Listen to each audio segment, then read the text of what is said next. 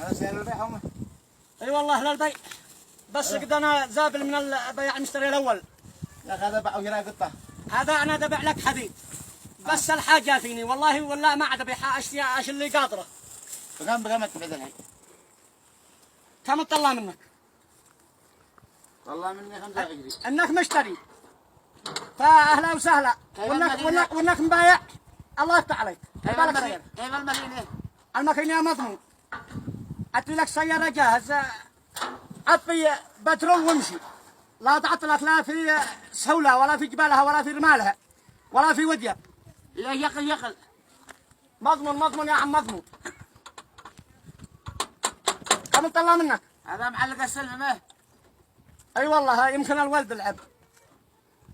انت مشتري؟ ايوه مشتري يا اخي. هات القروش. بكم؟ ب55 سعودي. قلنا تبيع مني ب25. وعشرة الله يفتح عليك. مع 55 والله تعالى. لا لكن اسمع بشرط. والله ما عاد ابيع حلا من الحاجه ذبيحها. ايوه. اشتي قاطره ولا طلعت لي 5 ادوار، هذا طلعت لي 5 ادوار، هذا لا بهبرك منها.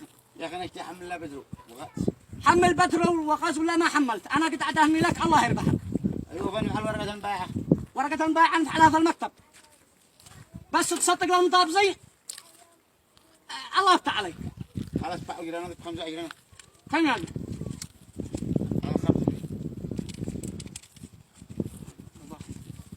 هذا 5 دولار. ايوه. والباقي؟ يا اخي الباقي معلوقة البيع وبزحكه. كلام رجال لما باقي مرأة. الحاصل انت بتشيل مني حديد يا خبيب. وانا قدي من حاجه اشتي قادره. والله ما ادخلك. يلا على الله حاصل. على الله توكلنا. تعرف على المبايعه. الحين